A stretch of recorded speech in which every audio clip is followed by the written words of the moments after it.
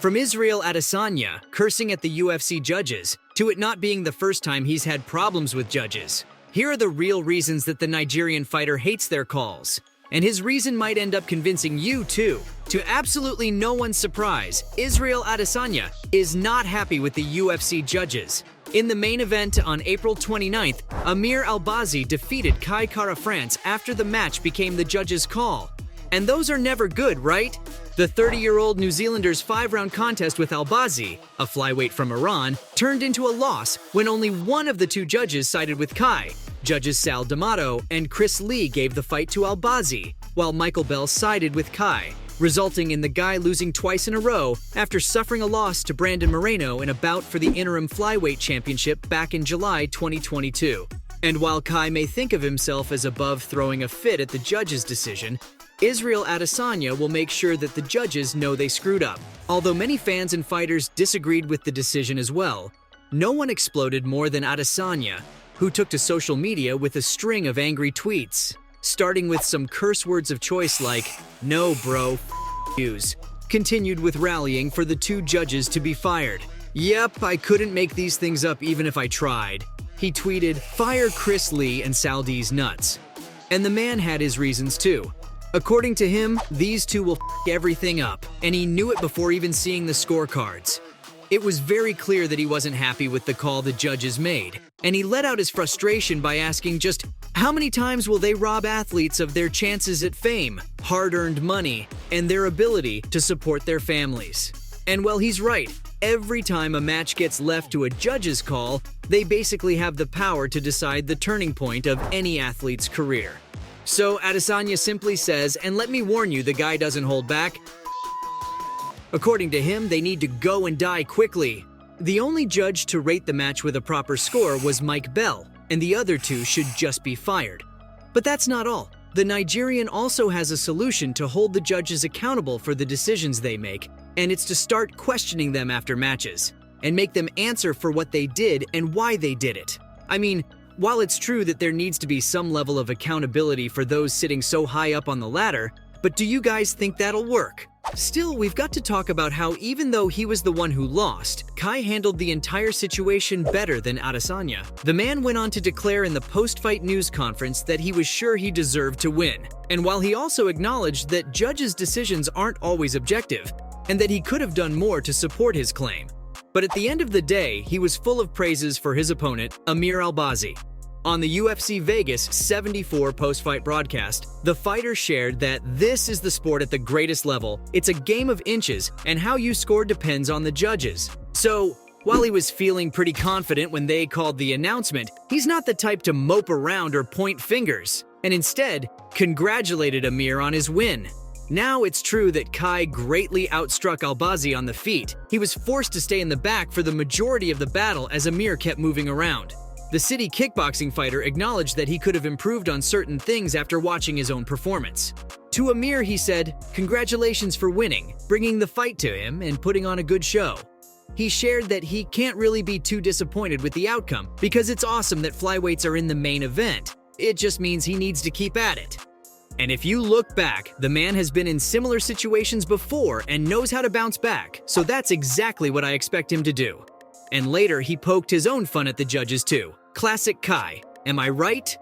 The man joined in the wailing on Twitter by sharing a tweet of his own aimed at no one other than the judges. In a very subtle little way, he asked, "Are NRL officials worse or UFC judges?" Like, that is the question, isn't it? But unfortunately for Kai, what's done is done, and the New Zealander is currently on a 2-fight losing run after dropping his UFC 277 match. It's going to be tough, considering it's the first losing streak of his UFC career, and it effectively eliminates the fighter from fighting for the flyweight championship at the moment. Albazi, though after having triumphed in his first 5 UFC contests, has demanded a title chance at the flyweight title, so stay tuned for that. But you've got to admit that the split decision is concerning. It's no secret that the fight between Amir and Kai at UFC Vegas 74 had a lot of media coverage, and the split decision resulted in a total nightmare for the judges, with their choice coming under constant fire from fellow fighters and fans alike. Chris Lee, Sal D'Amato, and Mike Bell, the judges for the main event, all agreed on the results of 3 of the 5 rounds. In the end, Amir Albazi was declared the winner, but here's the problem. Out of 283 attempts, the former interim flyweight champion connected on 99 important strikes, while Albazi attempted 145 big strikes, but only landed 43 of them on the opposing side of the octagon.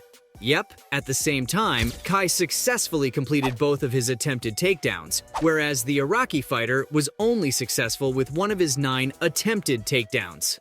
So yeah, the backlash for this win is not exactly an overreaction. Social media was flooded with complaints from fans from around the world that the Kiwi fighter was robbed. And any well-known UFC fighters, like my boy, Israel Adesanya, and others, posted about the situation as well. The two judges weren't spared anywhere.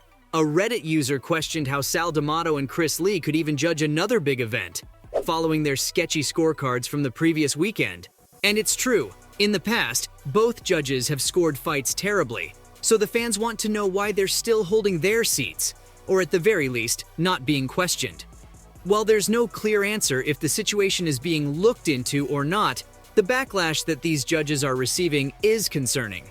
Others could have argued that Adesanya expressed his disgust with the decision on Twitter, because he and Kai share a team, and at City Kickboxing Gym in Auckland, both boxers train together. So obviously, Israel had to step up for his brother, right? But if everyone sees it, then something must be there, right? Besides, this wasn't the first time the 33-year-old fighter called out UFC judges. Yep, he's done it before. And if history is any indication, he'll keep at it if the judges don't clean up their act. Back in 2021, Israel Adesanya, a middleweight in the UFC, spoke with Kevin Iole about his upcoming fight with Marvin Vettori to defend his title for the 3rd time, as he intended to extend his reign of terror at middleweight. He talked about how he's eager to put Jan Blachowicz' defeat at UFC 259 behind him, and even the score with Vettori in the process. This time, he was going to make sure that the second fight is clearly in his favor, because the previous one was decided by a split decision. Yep, just like Kai. In fact, Adesanya shared some interesting information about the referee who awarded Vettori the victory in the first fight based on the scorecards.